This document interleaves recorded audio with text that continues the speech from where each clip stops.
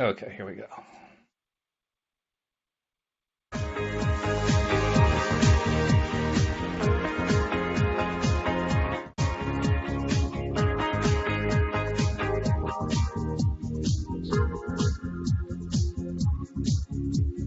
Welcome to LOA Today. Walt Thiessen and life coach Cindy Chavez here. Today is Wednesday, November the 21st, 2018.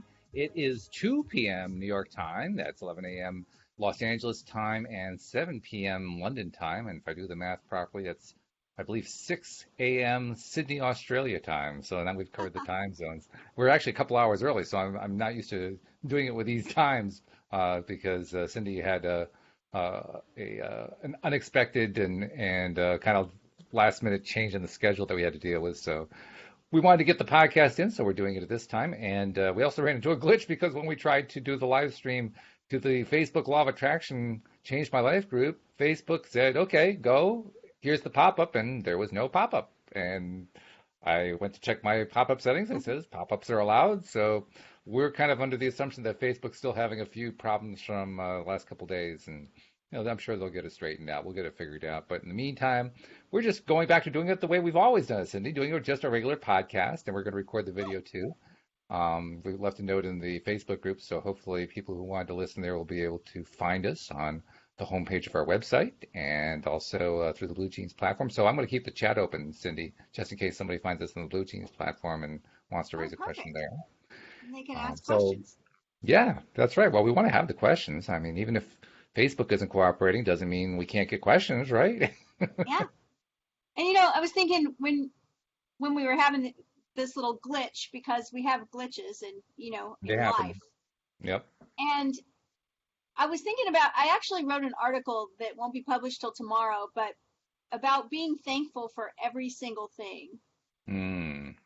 And how there are so many things in the world going on right now that seem like they're just impossible to feel thankful for. But one thing we know is that, if any one tiny thing was changed, then it would change whatever's going on now. Mm-hmm. Like in our own lives, we talk about that around our home all the time, is that especially because we're so happy to be together, and we think, if any one thing in our life would have been different, we might not have met each other. So it's like, okay, so it's all good. And so I think about when little things like this happen, you know what? It's all good. It's all going to work out exactly the way it should work out. So I think so. By the way, I had I was doing some other stuff, of course, between the early morning podcast that we did and then this one. And at one point, I kind of got back here into the office, and I was dealing with a couple things, but I logged into Facebook and found that Nasha, one of our listeners, had sent me a private message, and so we had a conversation going on, which was nice. And I got to tell you, she's one of the most supportive people we've got. She's been trying to post the shows to her timeline. She actually ran into a problem there, didn't realize that if you try to share something from the Facebook group, because it's a private group, it won't show on anybody else's timeline who's not a member, and so they can't get it. It says content not available or something like that. So she's going to start recommending people become members of the group now so that they can actually see the videos, which is cool. Hey, isn't that great? Yes. She was just so supportive, just fabulously supportive. I mean, she's a complete fan of ours and really, really, really good. In fact, we were kind of talking. I won't give away the contents of the conversation, of course, but we were kind of talking similar to what you and I were talking about during the podcast. You brought up the pruning shears of revision and how important it is to kind of change the way our history happened in our minds so that we can get into that better feeling place more directly. We didn't actually use that phrase, but that's what we were talking about. She was talking about different ways that there have been challenges, and it's all about changing that history in our mind. And she was doing it in the conversation, which was really great. That is really great. It's really great. I spoke with someone yesterday who was doing the same thing, and had also, and what I really loved is that the person I spoke with yesterday was telling me about something they were practicing, and they used the word vignette. So it's like, that's the word we've been using. That's not really a Neville word, but no, it's our word. Right? And so I thought, yes, that's really exciting. And I was excited just to hear about that work and what was going on for this person. So it's all good and it's all exciting. Thank you so much for sharing and for, telling other people and for listening yourself and for asking the great questions, because Yeah. that was really fun this morning with questions coming in. I love Right. that. I mean, Yeah. I'm a little disappointed that we can't get the live stream going today because those questions Yeah. are fun. I'm hoping some people will follow us over, and I'll actually monitor that post that I put on the Facebook page just in case somebody tries to put a question there. But yeah, well, Awesome. I'm looking forward to doing more of that, more and more of it. And I'm telling you, I'm really feeling good about this live streaming we've been doing because we're getting people involved, first of all, who didn't know about the podcast in the first place. But Right. secondly, I mean, I've been saying over and over again what my goal is. My goal is to get us up into the tens of thousands of listeners, and I'm setting my goal as high as I can believe and all that kind of thing. And people are coming back and saying, "You're going to get there. It's going to happen." It's like this. It It's this is. feedback mechanism It that feedback mechanism just feels great when it happens, and I love right. it. It's wonderful. Yeah. And it's not that it's going to happen, it is happening, It right? is happening. We're Yeah, right. watching it happen. We're watching it happen. So We're in the it's middle of it. it's We're experiencing it, yeah, which is pretty it's cool. in the process of hardening into reality. That's it. There's the phrase. Yeah, yeah. And So I'm very pleased to say I got my book today. My book showed up in the mail, so I can now be reading from the book instead of from the webpage while we're doing yeah. Neville Well, stuff, and I'm loving that. so you're gonna break out the highlighters, right? I don't highlight books. I'm sorry, I just don't do I know. I'm just teasing. that. We joke about Are this you kidding? because, That's defacing a book. Are you kidding? like, my book is full of highlighters and all kinds of markers, but it's funny because I can't stand to dog ear a book. I don't know why, but I will write all over it and I think highlight that's it. funny. Yeah. So, oh well. Librarians everywhere are cringing at your story. They're saying, "Well, thank you for not dog earing, but that's as far as they're Occasionally, willing to go." occasionally I buy a used book, and if it arrives, twice I've bought a used copy of a book and it's arrived and been a signed copy. And Oh, then, wow.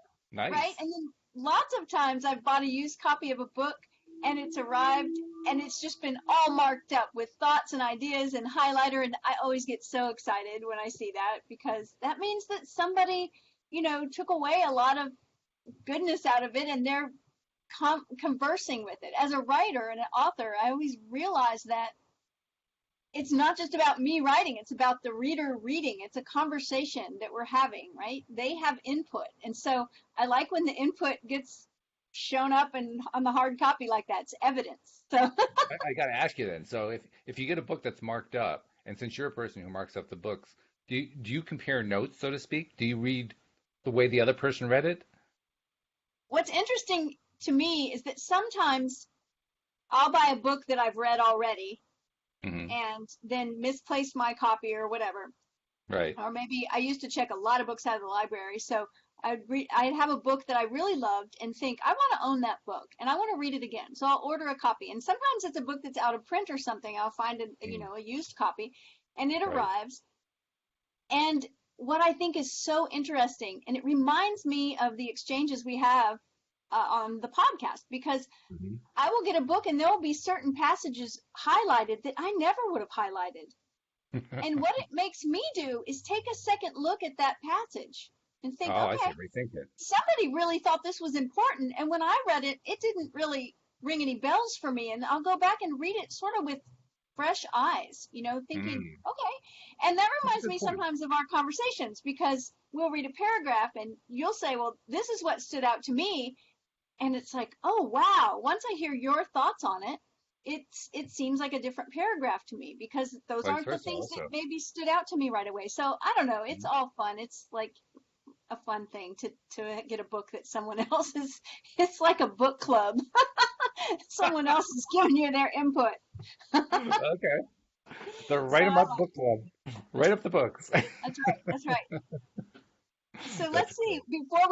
Before we are starting on a new chapter. We're still reading The We Power are. of Awareness by Neville Goddard, Okay. and we're starting chapter 4. But I want to Hmm. make sure that we get our promos in before we begin. Absolutely. And we've got a couple things to add to the promos now, so they're a little bit longer than usual. But first and foremost, of Okay. course, become a subscriber if you're not yet a subscriber. Most of the places where you can see this podcast have links in them that you can click on to just do it right away really easily. If you don't have a link or you can't find a link, just go to the homepage of the website, loatoday.net. You won't be able to miss them. They are so big there, and you'll be able to just click right through. And then once you're a subscriber, please do share. And um, pursuant to the experience that our listener had, I want to remind people if you are sharing the video from the group where we've been podcasting to, where we're live streaming to, except for today because we can't do it for whatever reason, if you've been sharing those videos, it will only be visible to somebody who's also a member of the group. So if you've been getting feedback from people saying, well, it says content not available, that's why. It's because they're not members of the group. So there are a couple of workarounds. Obviously, you could also invite them to be members of the group, so that way they could get the videos that way. Also, there's a YouTube channel that I set up, and I'll punch a link out there for people to find that channel, where I'm now upstreaming the videos on the video feed, so that there's at least an alternative way to get there. And you can usually find all this through our Facebook business page, the LOA Today page on Facebook. So a number of ways to get there, but don't despair if they're not able to see the videos. That's why. It's just because Facebook doesn't want private content in closed groups to be available to everybody. Also, and this is, I think, the second day I've been saying this, I want people to send us any kind of comments or suggestions that you might have about what kinds of content you'd like to see. I mean, we're pretty creative here. Among us 12 people who are doing these various podcast episodes, we come up with a lot of interesting stuff. But there's nothing like, putting out there what our listeners want to hear. So send an email to me. My email is walt@loatoday.net, or send us, a message to any of us through Facebook or Messenger or whatever. Send us a tweet, whatever it takes. Just, there's a contact form on the website, loatoday.net. Whatever way you do it, send us a message and just tell us, what would you like to see? What maybe there's a question you want us to answer. We've actually done entire episodes on one question that one listener sent in, and it's fun. We love it. It's so much fun to do that kind of thing. So, please tell us what you want, because when you tell us what you want, hey, it's like the law of attraction, right? You got to put it out there if you want to get it back. Yes. Yes, it's true. And what I really love is like when people have a specific situation that they're dealing with, and we've had a few Mm, questions like that, yeah, where it's like, here's what I'm dealing with. What's your advice? And, these are, when you're asking for advice, that's one thing, but when you're asking for advice specifically on how to use the law of attraction to your right. benefit in a situation you're in, that's a lot of fun for us, I think, to dive into, and it's Absolutely. useful, right? To get, it's like the idea of a mastermind is Hmm. that two or more people come together and they each have their own mind and their own ideas, but when they all bring those ideas together, there's like a mind formed from all those ideas that is, it's greater than the sum of its parts, so it's a mastermind. And Hmm. brainstorming sessions like that can really be powerful and effective. So if you bring a question to the chat or email us, or you get it to us, however, um, we'll be able to talk with you and brainstorm with you and come up with a solution that'll be a way that you can Right. deal with the issue, whatever it is. So that's a lot of fun too. It is a lot of fun. And it's also good to remember that sometimes people might feel a little bit funny putting their stuff out there because, well, it's only relevant to them and won't be interesting to anybody else. But the fact is, these questions are so universal, even when they're specific to ourselves. We always pick something up when we hear about somebody else's question being addressed. Right. Always. Right. And the other thing is that when different people are inputting, we like, just like we were talking about marking up the books, when someone else highlights the Right. passage, it's like we'll have probably however many people are, there'll be even more ideas. And so it takes the weight off you from trying to figure out what can I do. Yep. Different people giving you ideas, and some of them might not, resonate with you, but some of them might be, yes, that's exactly, the thing that would help. So I think it's a great idea. keep keep those cards and letters coming. Absolutely. And I promise that if you are a bookmarker, I won't hold it against you, so don't worry about that. That's really funny. When I found out you didn't have the Neville book, I should have just sent you a copy full of highlights. That would have been a great joke. That would have been funny. I would have loved that. And then you would have just thrown the book at the wall. Okay, I can't read this. No, I would have held it up and said, look at all the highlights in the book. So funny. Well, let's see where we are. Chapter 4. We've covered so far. The first chapter, this is from memory. The first chapter was I Am, about I Am Right. stories, the power of I Am. The second chapter was, I might have to look. What was it? Consciousness, right. Consciousness. And then the third chapter that we finished up this morning was about assumptions, specifically assuming the feeling of the wish fulfilled. Mhm. And now this chapter 4, is desire. So we'll dive in, and we can probably cover this chapter in one podcast, but you know us, maybe That's not. what we We'll said see. before. Okay, so Neville says desire. We're the only podcast I know that can actually do an entire podcast on a sentence. I mean, that's actually happened. I'm just saying. Yes, yeah, it's definitely happened. And this is our what? I think this is our 117th podcast together. So Yeah, something like that. Yeah, it's probably happened more than once. probably more than once. Yes.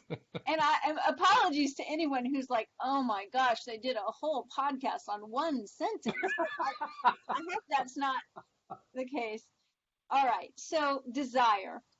The changes which take place in your life as a result of your changed concept of yourself always appear to the unenlightened to be the result not of a change of consciousness, but of chance, outer cause, or coincidence.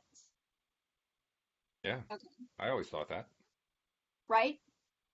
Yeah, So, until I heard about law of attraction. In fact, even when I first heard about law of attraction, I said, no, that's not the way it works. It's laws of chance. That's the way it works.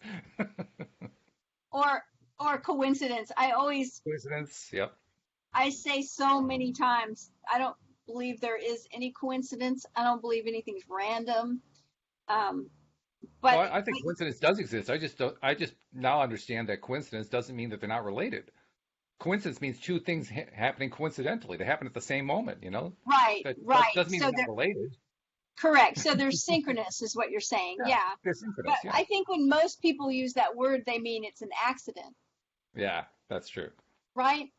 I Yep. mean, okay. So it says, however, the only fate governing your life is the fate determined by your own concepts, your own assumptions. For an assumption, though false, if persisted in, will harden into fact. Now, there's that term that we like to use, something hardening into fact. Gardening. And I like that word. we talked this morning about creating a vignette and watching it harden into fact, watching certain things in that scene become reality. And it's so much fun. So this term, though, this word he uses, though false, I want to talk about that for a minute, because Okay. if Neville says the only fate governing your life is the fate determined by your own concepts and your own assumptions, okay. Then he says, for an assumption, though false, if persisted in, will harden into fact. I think he's talking about the thing we create in our imagination, right? Oh, yeah. If we're assuming, so some people would say, but that's not real. Exactly. It's not true. It's just in your imagination. I actually was teaching some of these techniques to someone years ago, and they said, no, I don't want to feel happy just because I'm imagining that thing. I won't be happy until the thing happens. They were very resistant to letting the imagination, to assuming the feeling of the wish, right? Because the feeling of the wish fulfilled is a good feeling. Yeah. It feels good. Mm-hmm. And I think they were really concerned that they would just end up, like the meditator on the mountaintop, sitting cross-legged on a mountaintop somewhere in bliss and still not having the thing, but they're just happy enough because they can imagine it. I think I got the feeling it was like, no, I don't want to feel good because I've learned how to imagine that I won't be happy until the thing happens. I thought, well, okay, well, you might be waiting a long time. It reminds me Because of the story we told this morning about how if you tell a kid that he's going to Disney World and he gets all excited and he jumps up and down, right? You know, right, imagine telling the kid, no, you can't jump up and down until you actually get to Disney World. It's oh, like, that would be impossible. right, right, and yet, we learn how to resist. Yeah, we do. As we get older, some of us become champion resistors, right? Oh, yes. So yeah. So for an assumption, though false, if persisted in, will harden into fact. I want to say for an assumption, even though it's something that begins just in your imagination, if you hold the vision and you stay with it and you keep practicing, it will become manifest in your reality. Hmm. My paraphrase, which is much longer than his, but I just think it's interesting he used the word false, because he talks so much about this thing you're imagining is real Hmm. and that it's real now and that you have to recognize and believe that it's real now. And now he's using the word so false, and I can picture people saying, yeah, what do you mean you're imagining that? It's not even real. It's all in Hmm. your head. So if we persist, it will harden into fact. The ideal you seek and hope to attain will not manifest itself, will not be realized by you until you have imagined that you're already that ideal. There's a What do you think new way of about using that? the word ideal. That's a very new way of using the word ideal because that's not the way I normally think of that word. I mean, I understand what he's saying, but an ideal for me is more like a high level moral standard or something like that. But he's treating Mm. an ideal like it's an event or like it's an experience, which is not the same thing at all. But it's Well, good. I like it. It's just different. and notice that he says, until you have imagined that you are. Hmm. Earlier in the chapter we finished up this morning, he talks about the ideal concept of yourself. Hmm. And I find it interesting because I remember a friend that I had at one time saying something like, well, there's ideal and then there's reality. Like, that we all have ideals we want to shoot for, and then we have to settle for what actually happens, which is Yeah, reality. that's the pragmatic viewpoint. Exactly. So Hmm. here, when he says, until you have imagined that you are already that ideal, I think he's pointing to the ideal concept of ourselves, which is the person Okay. that already has whatever it is you're trying to create. Okay. So, I Yeah. mean, I'm using my most recent example of getting married a couple weeks ago. That my ideal would have been that I already am the person who is married, Hmm. even Okay. before I was. And I told you that, I didn't, when I started that vignette of celebrating the thing I'm Right. creating next, um, I was just practicing the vignette, and we were in a restaurant and we made a toast, and we were celebrating something. We made a toast. That was it.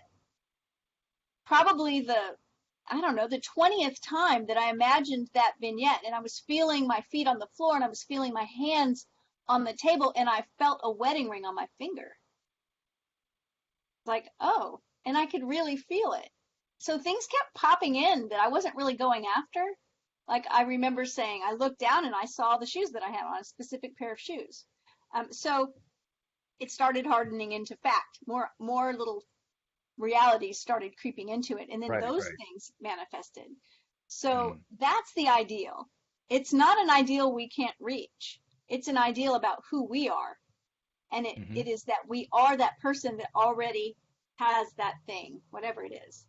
So Hmm. he says there's no escape for you except by a radical psychological transformation of yourself, except by your assumption of the feeling of your wish fulfilled. So I think it's interesting that he uses the word escape because, well, what are we trying to escape? Good question. Right? Loneliness, ill health, poverty, lack, depression. I mean, when we start this work, many times there is something that we want to escape, something that we want That's to true. let go of or be rid of, right? Hmm. I mean, what comes up for you when you hear that word? Because it's an odd word to me. but I think it's really It is an fitting. odd word. It's an odd word. It is fitting. I have to say, I never really thought about it in terms of escaping from something. Well, that's not true. Not never. I would say I used to think about it in terms of escaping. Since I learned the politically correct way to say things in law of attraction, that I stopped trying to say it in terms of escaping and started saying it in terms of where I was going to. But Mm, yeah, I guess it is kind of escaping because if you're in poverty, you want to escape the poverty. You want to leave it behind. And right. it's a good point. If you're in poor health, you want to escape that poor health. You want to get back to feeling great again, living your life to the fullest, and so forth. Well, something else that comes up is that if I think about the word escape, generally speaking, I mean, what comes to me is that somebody who is uh, trapped, Hmm. Oh, imprisoned, yeah. right, Well, tied that's the up. way it feels. When you're in that place where you don't feel like you can get to from A to B and you want to be at B and B seems far away, it does feel like a prison. It does feel trapped. And we used the word this morning, or the idea of victim energy, Yeah, right? That place where it's like, poor me, everything's going exactly. wrong, there's nothing I can do about it. And when you think about an actual someone who is victimized, like in the Hmm. world, like Hmm. they're robbed or mugged or raped or Right? attacked, or, right? They're a victim, or maybe Yep. they're a victim of something catastrophic like tornadoes or forest fires. They want to escape. Hmm.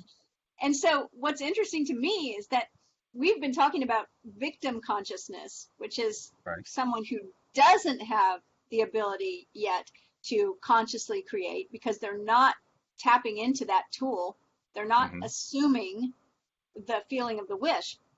Right. And so, yeah, they're all about wanting to escape something because it's that level of consciousness of being a victim. So That's true. he says this is the only way you're going to escape: a radical psychological transformation of yourself, your assumption of the feeling.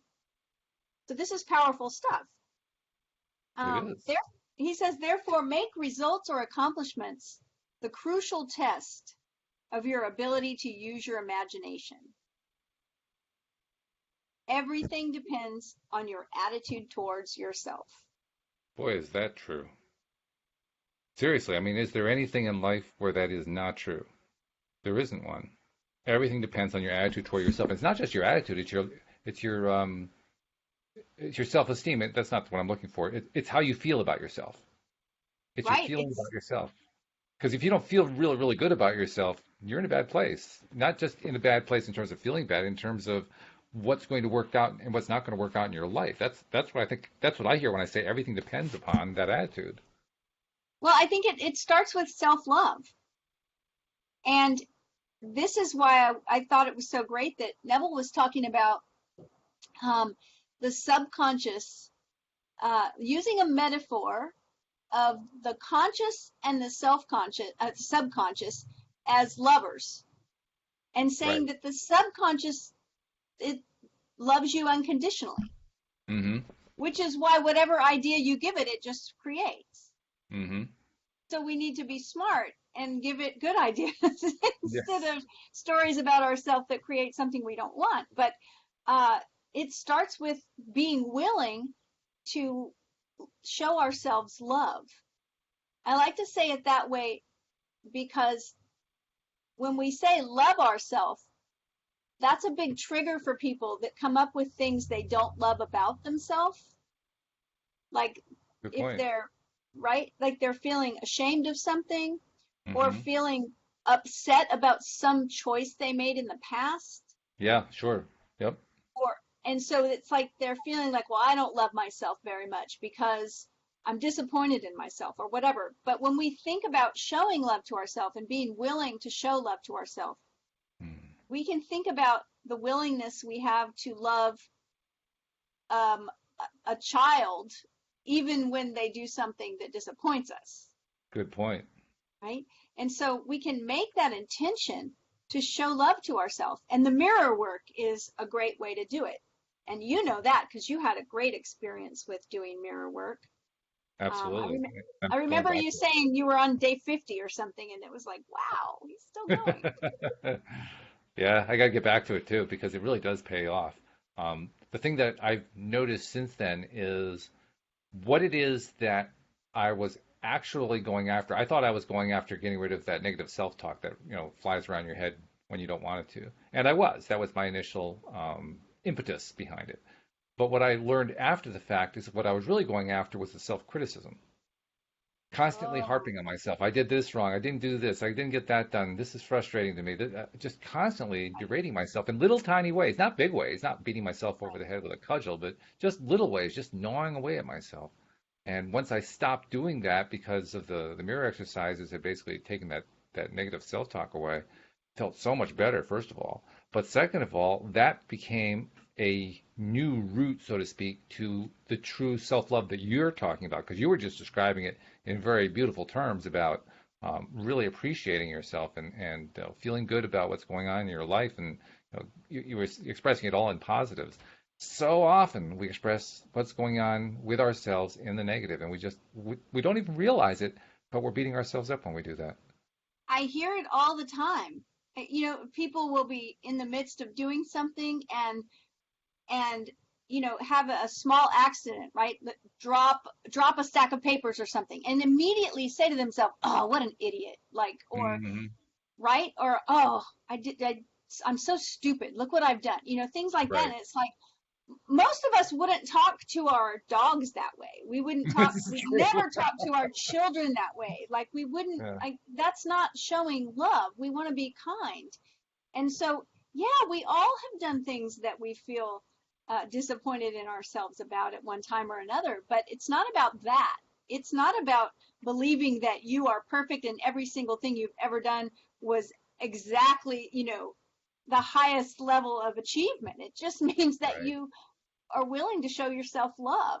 And there's lots of ways we can do it. We talked about this morning about when someone gives you a compliment, just Yeah. accept it, like say thank you Exactly. Yeah. instead of deflecting it. So I think that that's where it starts. I mean, um, he says your attitude towards yourself. And so a loving attitude, a Hmm. kind and loving attitude towards ourselves.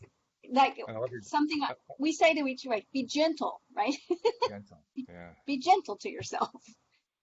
I love the way that you juxtapose the way we would treat others compared to the way we treat ourselves. That we're really very cruel to ourselves in a way that we would never be toward anybody else. We are harder on ourselves than anybody. And There, that's really what we need to turn around because, oh my goodness, if there's anybody who deserves to be treated well by us, it's us. right there's a saying that one of my mentors said. If he said if we treated other people the way we treat ourselves, we'd all be in jail. Yeah, right. Like, This yeah, is true. we can be really hard on ourselves. So Oh, I was saying a couple days ago that when I was very young, in my very early 20s, I don't know if I'm 19 or 20 years old, that I heard this conversation going on. People were discussing God and religion and Adam and Eve and the chicken and the egg and all these, concepts. I was just I didn't know listening. that was in Genesis. I was just listening, and a, a, a young woman that was probably a few years older than me, but still probably mid 20s. And I always thought really that she was kind of a space cadet. I mean, that's the way I would have thought about her. Um, and and she said, God, this was her exact statement. I'm pretty sure it's seared into my brain. She said, I myself am God, and the whole universe is just a reflection of my love relationship with myself. And I was like, what a nutcase. Seriously, I was not buying it. I was like, right? Um, and then fast forward me, like 10 years, I'm like, yeah, yeah, I think I've got something there. Oh, So that's funny. who's the nutcase now, right? Yes, I Yeah, wasn't right. buying it. I wasn't ready for that. I wasn't ready for it. I thought I just wondered what happened to the missing verse from Genesis that talked about the chicken and the egg. I just never saw that one. the chicken came first. Oh, okay. And God created the chicken. Chicken came out of an egg that probably didn't come from a chicken then. Yeah, we can talk about this all day. And if a tree falls in the forest and there's no one around, but so our attitude towards ourselves, everything depends on it. Everything that you're experiencing is directly connected to your concept of yourself, your sense of identity. I mean, that's it in a nutshell. So I like this sentence, and I feel like we've read a sentence like this from Neville before, this next one. He says, that which you will not affirm as true of yourself can never be realized by you. For that attitude alone is the necessary condition by which you realize your goal. I wonder what some of the things are that he has in mind for that. That which you will not affirm as true of yourself. What are some of those things, I wonder? Well, I think it's the opposite of whatever it is we're trying to create, right? In other words, when someone has an idea of themselves that no one will ever love them, that they're not lovable, and I've had this spoken to me before, that someone has said, I'm not lovable. Okay, so they won't affirm as true of them that they're lovable. So they're not going to realize it. It's not going to be a reality in their life until they can affirm it as true. And that's I what guess Neville it's going to be true for everything. It's going to be true if you're looking for money. I will never be a wealthy person. You just confirmed it. I will never get over this chronic disease that I have. I will never have a brand new car. I will never be able to get a new house. I will never just fill in the blank.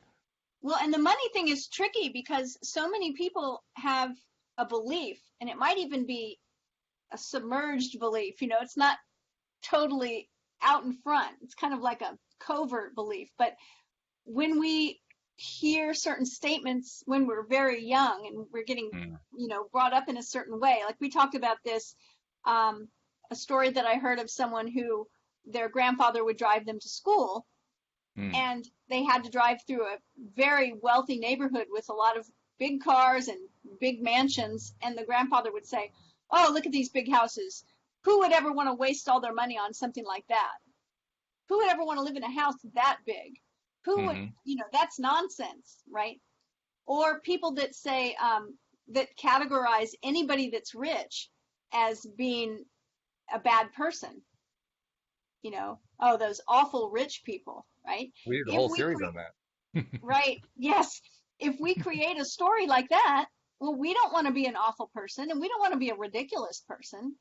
Yeah. So we'll hold ourselves away from that because that keeps us safe, right? It keeps us as a part of our own family that believes that these things are bad. So sometimes, and that's what we talked about this morning with Neville saying, when we talked about your whole being, believing it with your whole being, right?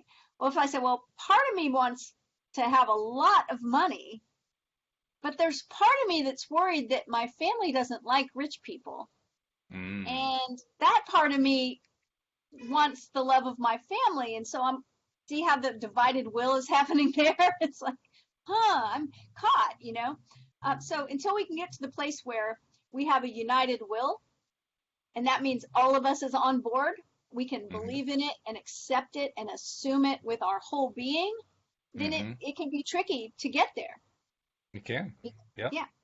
But it shows how important the work is because it is tricky sometimes, and therefore it's something we need to work through. Because if we don't work through it, we basically are staying in the trap. We're staying in that victim mode that we were talking about a moment ago. Right. I was reading somewhere, I can't remember where it was, but it was a woman telling her story. It might have been Janine Roth, but I'm not completely certain. But someone telling their story about that the way their mother always showed love for them was to give them sweets, bake cookies and cakes and bring them candy. And that was her way of showing love.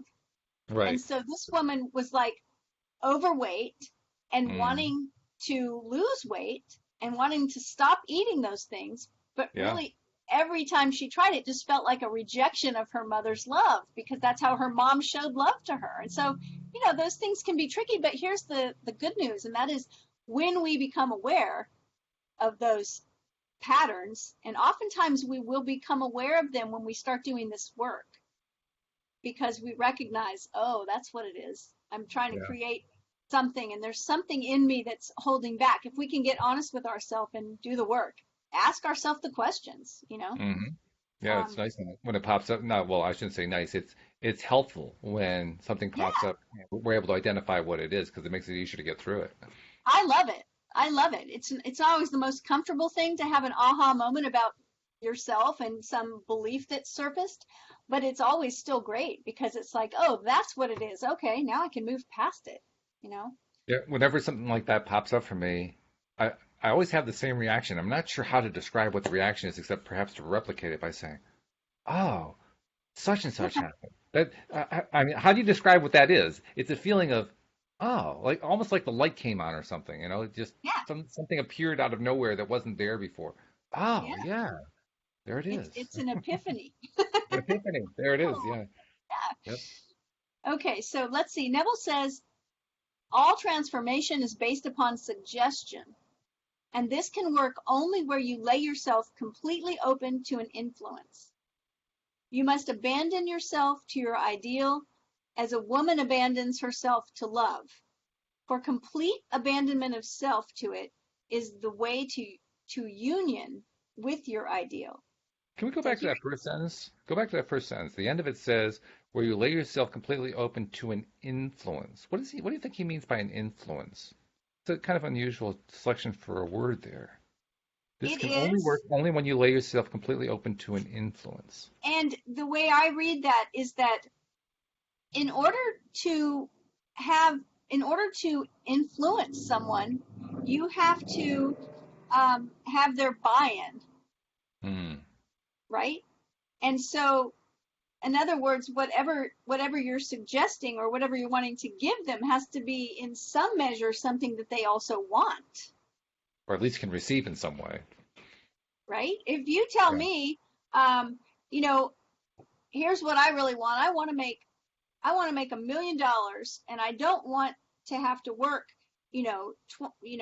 really, really hard for it. And then I hmm say, well, hey, I have a deal over here. There's an opportunity. If you'll work 20 hours a day for 30 years, yeah, no, I don't have your buy-in. It's like that has hmm nothing to do with what you just said, Right. right? But if I Exactly say, true. hey, well, I have an opportunity over here that sounds exactly like the thing that you want to be doing, then your ears will perk up. That's influence. I can influence you that way, but I also have to be willing. You see, I've been influenced by you. I've allowed myself to hear what you wanted. So Right. influence is like a two-way street. And so Yes. when he says all transformation is based upon suggestion, and this can work only where you lay yourself completely open to an influence, I think it has to do with the suggestion is the idea. Now, does it come from without us or from within? I mean, to some degree, don't you think all Either of our way. ideas come from without? hmm Because how else would we, like, I wanted to do a podcast. Well, I had to know what a podcast was. hmm I had to But the impetus can experience. also can come from within. But you're right, there has to be an interaction there because Right, the impetus can't come from within unless there's a referent. And that referent right. is the podcast. And so laying yourself completely open to an influence, I think, is being willing to assume that concept or that ideal of yourself.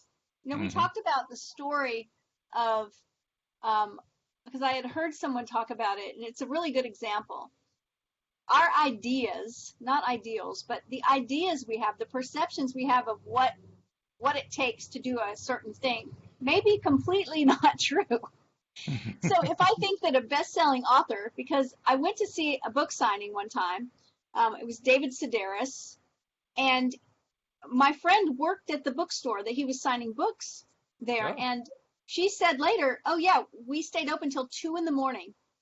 oh There was a wow. line, there was a line wrapped around the store, and he insisted on looking each person in the eye, speaking with them, finding out something about them, signing their book with a message. He did not rush through it.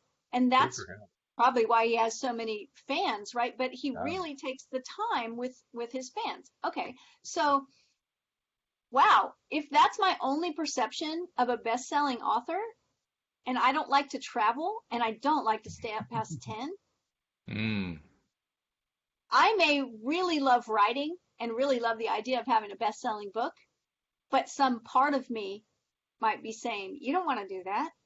Mm-hmm. You have to travel 300 days a year and stay up till 3 in the morning every night. Like, that is not you. You don't want that, right? And so I'm not laying myself open completely No, no, to that idea, right?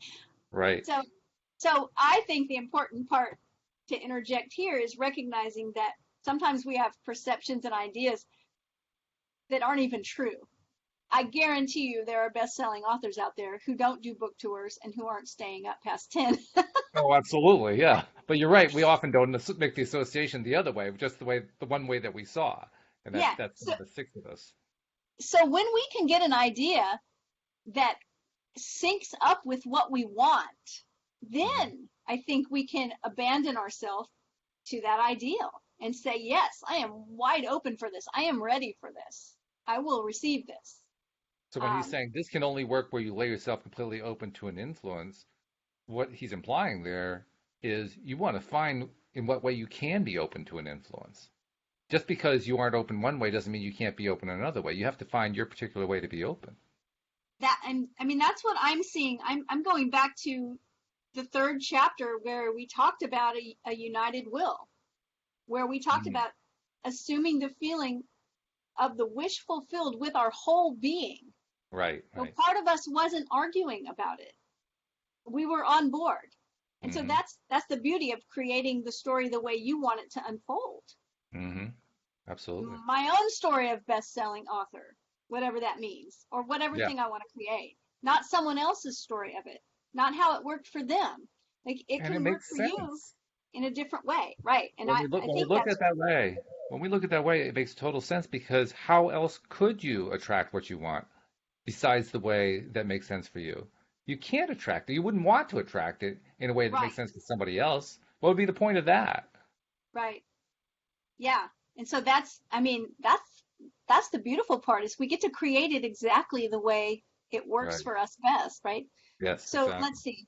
You must assume the feeling of the wish fulfilled until your assumption has all the sensory vividness of reality. Mm, Talked about that. All the five senses, like right.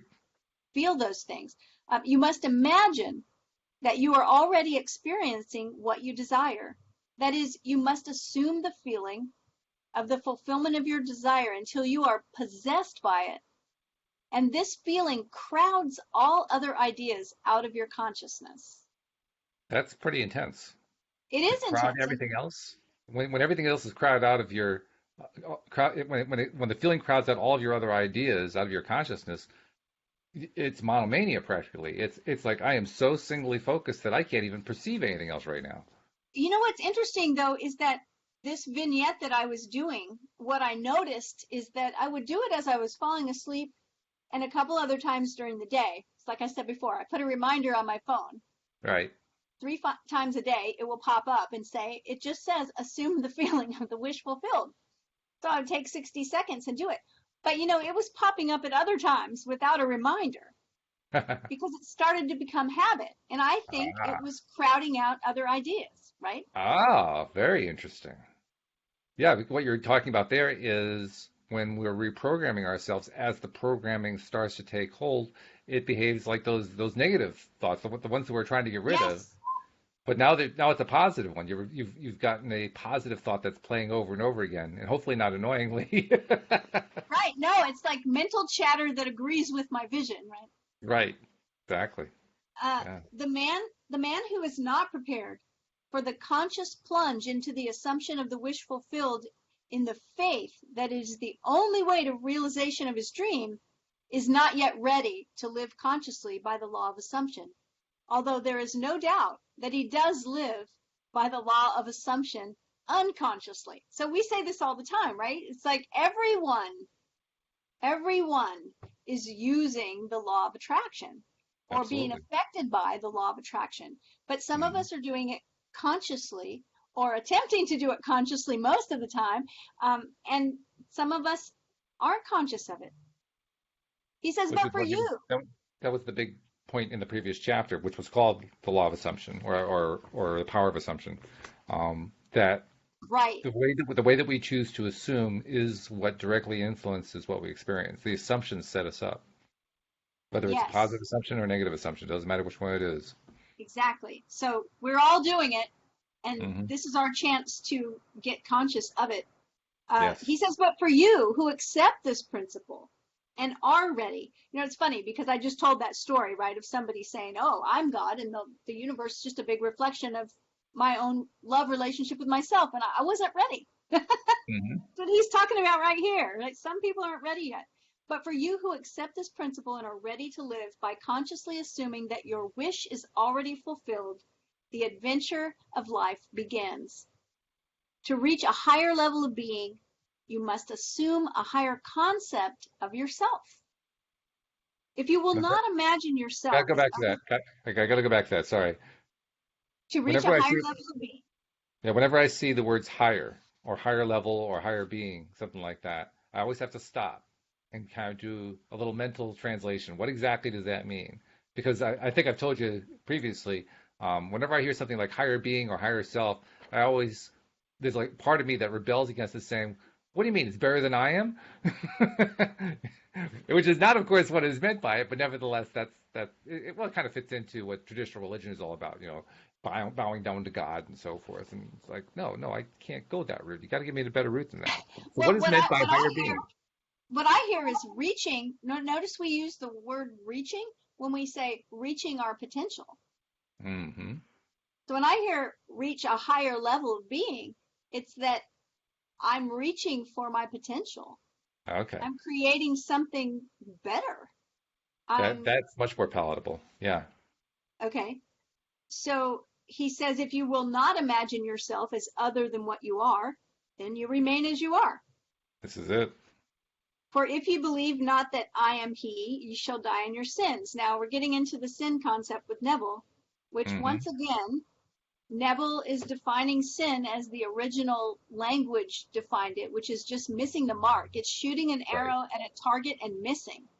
And so, how do we fix that? Well, we just take better aim, right? And we do that in our imagination.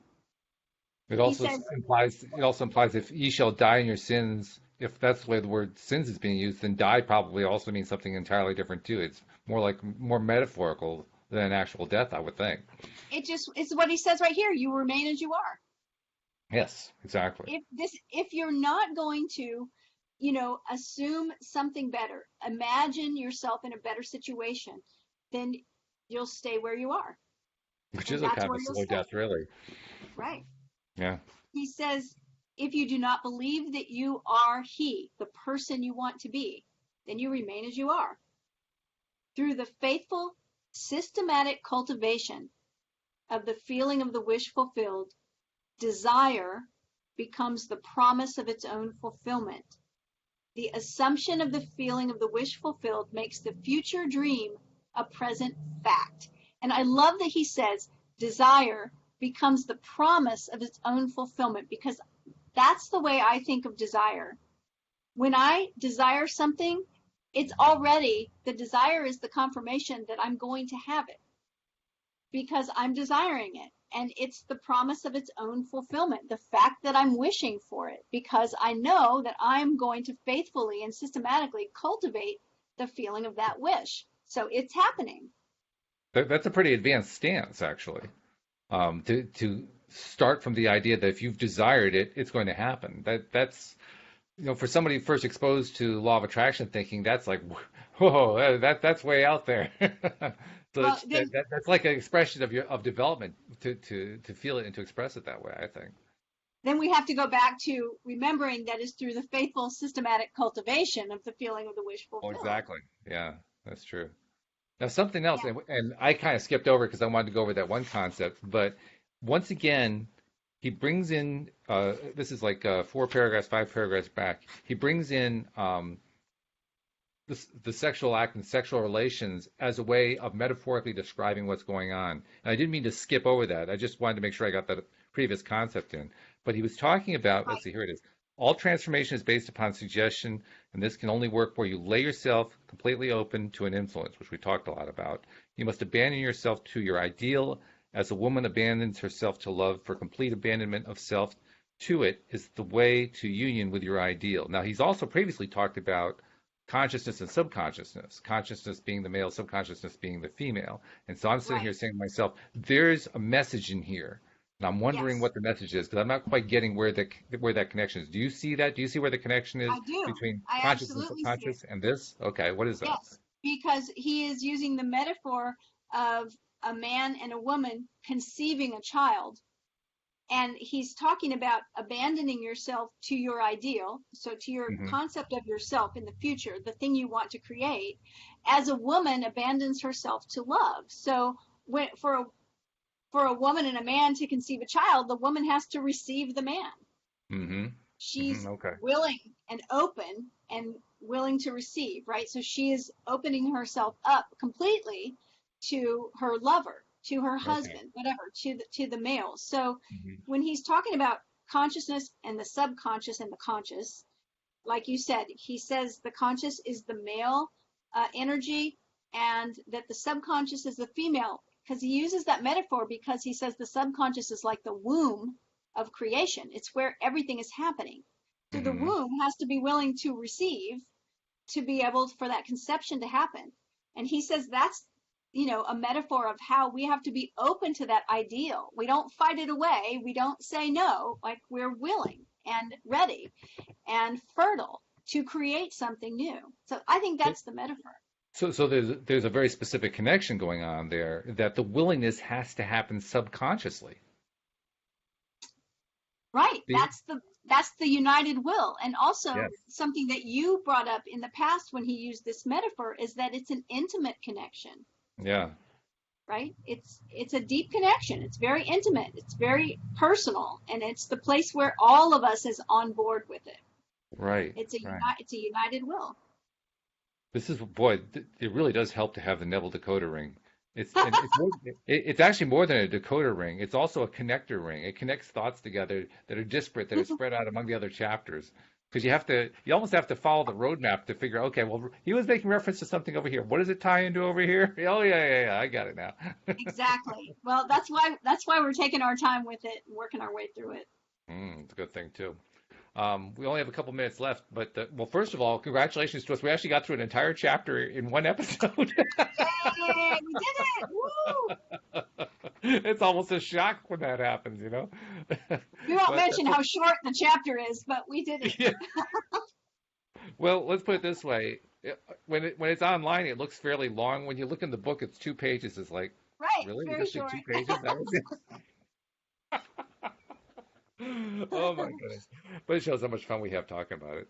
We And do. we'll be picking up chapter 5 next time. But before we go separate ways for the day, I wanted to touch on two things. First, even though we weren't able to live stream today, I think I was actually missing it because we've been starting to get some really nice interaction with Yeah. our listeners who listen live in the Law of Attraction Changed My Life group on Facebook, Right. and I just wanted to take a moment to appreciate them because I mean I've said it before. We have the best listeners in the world. I still believe that's true. They're growing in number, which I get excited about, and I just love the way that they have opened up to us. Do you know what I mean? Yes. We're getting people who are asking questions now, and you can tell from the questions where they're coming from. You can get a flavor of what their experience is behind the question, and they're opening up. They're kind of like what we were talking about here. They're willing to be influenced. They're willing to receive, right? Right. And I'm just loving that. And I'm loving the feedback we get. I'm loving the love they get. Oh my goodness, the love they've been giving us in their commentary has been just Right. fabulous. So I don't know. I guess I just wanted to take a moment and say thank you because you guys are great. Every one of you are wonderful. I just love you so much. Thank you so much. Yeah. I agree. Oh, Agree. and we also got to put another moment out there for you too. We always try to do this at the end of every episode. You're a life coach and you're a darn good one. So, you like to receive direct contact too directly through your website and I so forth. do. I do. You can reach out to me at my website, cindychavez.com, CINDIECHAVEZ.com. There's a contact form there. I would love to hear from you. I have to Love admit, the I'm a little bit feedback. jealous because I get to receive contact through what we do here. You get to receive contact through this and through your website. You get it both ways. No, I'm kidding. I love it. I think it's great. Yeah, Well, I this would has love been to. good. I mean, and plus this has been a victory day because I got my book, so I'm ready to get going. I'm ready to dive through the other, what do we got? 23 chapters left in this particular book. It's gonna be fun. Yes, It's gonna be a lot of I'm fun. ready too. In the And here meantime, in the have a States, tomorrow's Thanksgiving, so happy Thanksgiving to exactly everyone. happy Thanksgiving. Have a We're wonderful thankful for Thanksgiving. you. Yes, we are very grateful for every one of you. And I don't know, I guess that's all there is. But thank you for listening, and we'll see you all next time here on LOA Today. Goodbye, everybody. Bye, everyone.